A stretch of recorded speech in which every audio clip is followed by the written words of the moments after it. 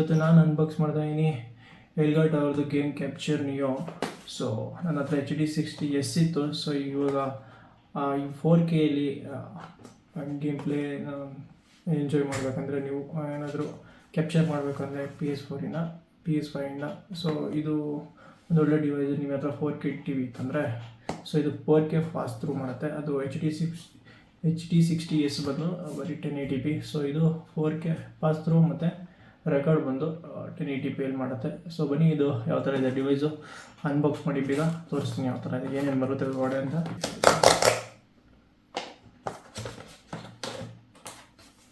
So first look ಈ ಥರ. So device so ನೋಡಿ ಈ ಥರ ಐತೆ ಡಿವೈಸು. ಸೊ ತೋರಿಸ್ತೀನಿ ಒಂದೊಂದೇ ಏನೇನಿದೆ ಅಂತ ಫಸ್ಟ್ ನೋಡೋಣ. ಸೊ ಅದಾದಮೇಲೆ ಯೂಸರ್ ಮ್ಯಾನ್ಯಲ್ ಕೊಟ್ಟಿದ್ದಾರೆ. ಆಮೇಲೆ ಈ ಪೋರ್ಟ್ಸ್ ಒಳಗಡೆ ಇನ್ನೇನಿದೆ,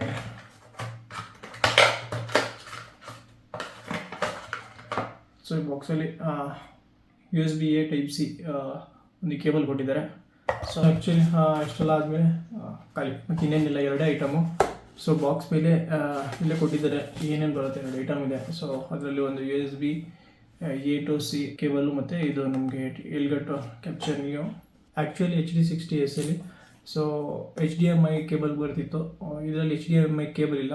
ಸೊ ಇದರಲ್ಲಿ ಕೇಬಲ್ ಬಂದು ಕೇಬಲ್ ಸ್ಪೀಡ್ ಇದ್ರ ಮೇಲೆ ಮೆನ್ಷನ್ ಮಾಡಿದರೆ Type-C 3.0 5GB/s.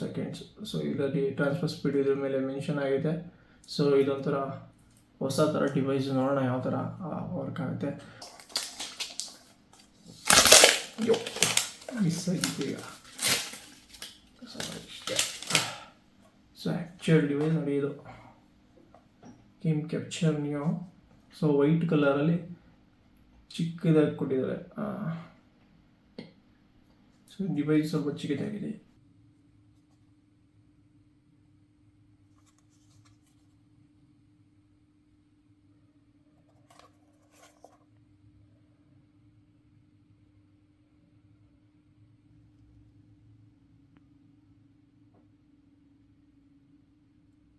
ಇದ್ರ ಮುಂದೆ ನಿಮಗೆ ಒಂದು ಇಂಡಿಕೇಟರ್ ಲೈಟ್ ಇದೆ.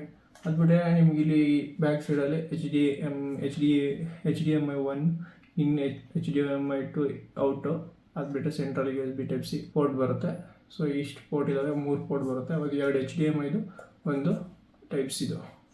ಸೊ ಇದಿಷ್ಟನ್ನು ಕನೆಕ್ಟ್ ಮಾಡೋದು. ಸೊ Type-C ತೊಗೊಂಡೋಗಿ ನೀವು PC ಇಲ್ಲ ಅಂದರೆ ಲ್ಯಾಪ್ಟಾಪು ಯಾವುದು ನೀವು ಡಿವೈಸ್ ಯೂಸ್ ಮಾಡ್ತೀರಾ ಕ್ಯಾಪ್ಚರ್ ಮಾಡೋದಕ್ಕೆ, ಸೊ ಆ ಡಿವೈಸ್ ಕನೆಕ್ಟ್ ಮಾಡ್ಕೊಳ್ಳೋದು. ಅದಾದಮೇಲೆ ನಿಮಗೆ ಔಟ್ ಬಂದು ನಿಮ್ಮ TV ಮಾನಿಟರ್ ಅದಕ್ಕೆ ಕನೆಕ್ಟ್ ಮಾಡೋದು. ಇನ್ನು ಬಂದು ಎಲ್ಗಾಟಾಗು ಮತ್ತು ನೀವು ಕ್ಯಾಪ್ಚರ್ ಮಾಡೋ ಡಿವೈಸ್ ಯಾವುದಿರುತ್ತೆ, ಲ್ಯಾಪ್ಟಾಪ್ ಇದೆ, ಲ್ಯಾಪ್ಟಾಪಿಂದ ಪ್ಲೇ ಸ್ಟೇಷನ್ ಇತ್ತು ಅಂದರೆ play station capture device capture ಮಾಡೋ ಡಿವೈಸ್ ಯಾವುದಿದೆ ಸೊ ಅದರಲ್ಲಿ ಕನೆಕ್ಟ್ ಮಾಡ್ಕೊಳ್ಳೋದು. ಸೊ ಈ ಡಿವೈಸ್ ಯೂಸ್ ಮಾಡಬೇಕಾದ್ರೆ ನಿಮ್ಮ ಡಿವೈಸಲ್ಲಿ ಯಾವುದು HDCP ಅಂದರೆ ಹೈ ಬ್ಯಾಂಡ್ವಿಡ್ತ್ ಕಂಟೆಂಟ್ ಪ್ರೊಟೆಕ್ಷನ್ ಅಂತೇಳಿ, ಸೊ ಅದು ನಿಮ್ಮ ಡಿವೈಸಲ್ಲಿ ಯಾವ ವರ್ಷನ್ನು ಮತ್ತು ಎನೇಬಲ್ ಇದೆಯಾ ಡಿಸೇಬಲ್ ಇದೆಯಾ ಚೆಕ್ ಮಾಡ್ಕೋಬೇಕು. ಸೊ ಇದನ್ನು ನೀವು ಕನೆಕ್ಟ್ ಮಾಡಬೇಕಂದ್ರೆ HDCPನ ಡಿಸೇಬಲ್ ಮಾಡೋ ಆಪ್ಷನ್ ಇರುತ್ತೆ. PS4 PS5 ಇರಲ್ಲ. ಸೊ ಅದು ಆಪ್ಷನ್ ಇಲ್ಲ ಅಂತಂದರೆ ನಿಮ್ಮ HDCP ವರ್ಜನ್ ಸಪೋರ್ಟ್ ಮಾಡೋ ಡಿವೈಸ ಇಲ್ವಾ ಒಂದ್ಸಲಿ ಚೆಕ್ ಮಾಡ್ಕೊಳ್ಳಿ ಆನ್ಲೈನಲ್ಲಿ. ಸೊ ಅದಾದಮೇಲೆ ಯೂಸ್ ಮಾಡಿ. ಇದನ್ನು ಬೈ ಮಾಡೋದಕ್ಕೂ ಮುಂಚೆ ಅದನ್ನೆಲ್ಲ ತಿಳ್ಕೊಂಡು ಬೈ ಮಾಡ್ಕೊಳ್ಳಿ. ಸೊ ಬನ್ನಿ, ಇವಾಗ ಇದನ್ನು ಹೆಂಗೆ ಕನೆಕ್ಟ್ ಮಾಡೋದು ತೋರಿಸ್ತೀನಿ. ಗೇಮ್ ಕ್ಯಾಪ್ಚರ್ ನಿಯೋ ನೋಡಿ ಈ ಥರ ಕನೆಕ್ಟ್ ಮಾಡೋದು ಯಾವ ಥರ ತೋರಿಸ್ತೀನಿ. ಸೊ ಗೇಮ್ ಕ್ಯಾಪ್ಚರ್ ನಿಯೋಗೆ ಬಂದು ಒಂದು ಇನ್ನು ಮತ್ತು ಒಂದು ಔಟ್ ಇರುತ್ತೆ. ಸೊ ನಿಮ್ಮ ಡಿಸ್ಪ್ಲೇಗೆ ಔಟ್ ಕೊಡಬೇಕು, ಇನ್ನು ಒಂದು ನೀವು ಯಾವ ಕ್ಯಾಪ್ಚರ್ ಡಿವೈಸ್ ಯಾವುದರಿಂದ ಕನೆಕ್ಟ್ ಮಾಡ್ತೀರೋ ಅದು ಕೊಡಬೇಕು. ಸೊ ನಮ್ಮದು ನೋಡಿ PS5ಇಂದ ಇನ್ ಬರುತ್ತೆ ಒಂದು. ಸೊ ಇನ್ನೀಗ ಈ 8K ಕೇಬಲ್ ಕನೆಕ್ಟ್ ಮಾಡ್ತಾಯಿದ್ದೀನಿ ನಾನು ಅನಿವೆಲ್ ಕಂಪ್ನಿದು. ಸೊ ಅದಾದಮೇಲೆ ಔಟ್ಗೆ ತಿರ್ಗಾ PS5 ನಾನು TVಗೆ 4K ಕೇಬಲ್ ಇದೆ. ಸೊ ಇದು 8K 4K ಎರಡನ್ನೂ ಸಪೋರ್ಟ್ ಮಾಡುತ್ತೆ. ಇದು 2.0 ಕೇಬಲೇ. ಸೊ ಅದನ್ನು ಕನೆಕ್ಟ್ ಮಾಡ್ತಾಯಿದ್ದೀನಿ. PS5ಇಂದ ಬರೋದು ಕೇಬಲು ಇನ್ನಿಗೆ ಕನೆಕ್ಟ್ ಮಾಡ್ತೀನಿ. ಸೊ ನೋಡಿ ಇದು ಇನ್ನಿಗೆ ಕನೆಕ್ಟ್ ಮಾಡಿದ್ದೀನಿ. HDMI ಇನ್ ಅಂತ ಅದ್ರ ಮೇಲೆ ಮೆನ್ಷನ್ ಮಾಡಿರ್ತಾರೆ. ಸೊ ನೋಡ್ಕೊಂಡು ಕನೆಕ್ಟ್ ಮಾಡಿ. ಸೊ ಇವಾಗ ನಮ್ಮ TV ಕನೆಕ್ಟ್ ಮಾಡ್ತಾಯಿದ್ದೀನಿ. ಸೊ ಇವಾಗ 4K TVಯಿಂದ ಬರುವಂಥ HDMI ಕೇಬಲ್ನ ಔಟು ಕನೆಕ್ಟ್ ಮಾಡ್ತಾಯಿದ್ದೀನಿ ಮಾನಿಟ್ರಿಗೆ. ಸೊ ಇನ್ನು ಮತ್ತು ಔಟು ಎರಡು ಕನೆಕ್ಟ್ ಮಾಡ್ಕೋಬೇಕು HDMI ಕೇಬಲ್ನ. ಸೊ ಅದಾದಮೇಲೆ Type-Cದು ನಿಮಗೆ USB-Cದು ನಿಮಗೆ ಪೋರ್ಟ್ ಕಾಣಿಸ್ತಿದೆ. ಸೊ USB-Cಯಿಂದ USB-A 3.0ಗೆ ನೋಡಿ, ಈ 3.0 ಅಂತ ಮೆನ್ಷನ್ ಮಾಡಿರ್ತಾರೆ ನೀವು ಕಂಪ್ಯೂಟರ್ಗಳಲ್ಲಿ ಇಲ್ಲಾಂದರೆ ಲ್ಯಾಪ್ಟಾಪಲ್ಲಿ. ನೀವು ನೋಡ್ಕೊಳ್ಳಿ, ಈ ಬ್ಲೂ ಕಲರ್ದು ಒಂದು ಇದು ಬರುತ್ತೆ USB ಒಳಗಡೆ.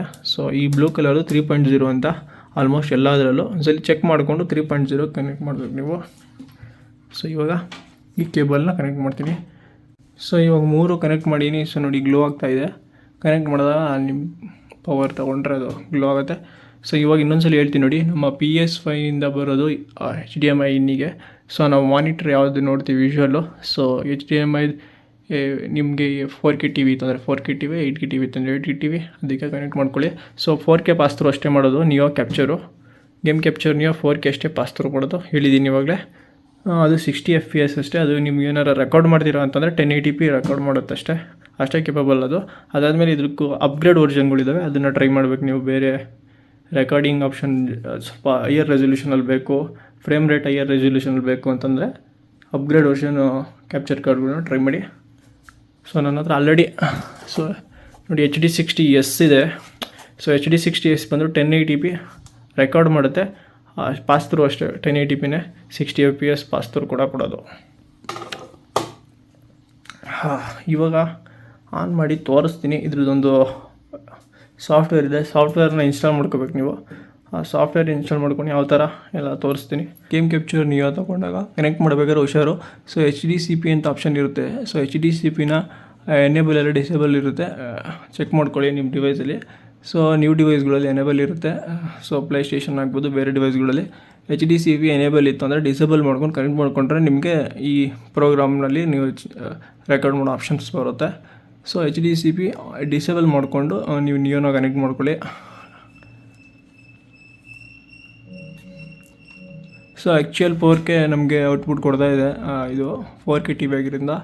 ಸೊ ರೇಟ್ ರೇಸಿಂಗ್ ಬಗ್ಗೆ ಅಷ್ಟೊಂದು ಐಡಿಯಾ ಇಲ್ಲ. ಸೊ ನೆಕ್ಸ್ಟ್ ವೀಡಿಯೋಗಳಲ್ಲಿ ನಾನು ರೇಟ್ ರೇಸಿಂಗ್ ಗೇಮ್ ಆಡಿದ್ಮೇಲೆ ಚೆಕ್ ಮಾಡಿ ಹೇಳ್ತೀನಿ.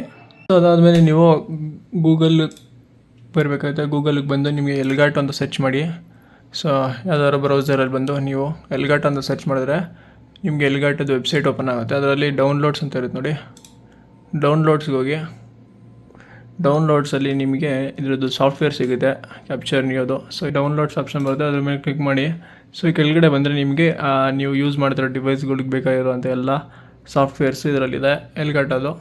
ಸೊ ನಿಮ್ಮ ಹತ್ರ ಇರೋ ಯಾವುದು ಡಿವೈಸ್ ಇಲ್ಲಿ ಕ್ಯಾಪ್ಚರ್ ಡಿವೈಸ್ಗಳಲ್ಲಿ game capture Neo 4K Pro HDR ಇವೆಲ್ಲ ಇಲ್ಲಿದೆ ನೋಡಿ. ಸೊ ಇದರಲ್ಲಿ ನಮಗೆ 4K ಕ್ಯಾಪ್ಚರ್ ಯುಟಿಲಿಟಿ ಅಂತ ಬರುತ್ತೆ. ಸೊ ಇದನ್ನು ಡೌನ್ಲೋಡ್ ಮಾಡ್ಕೊಳ್ಳಿ,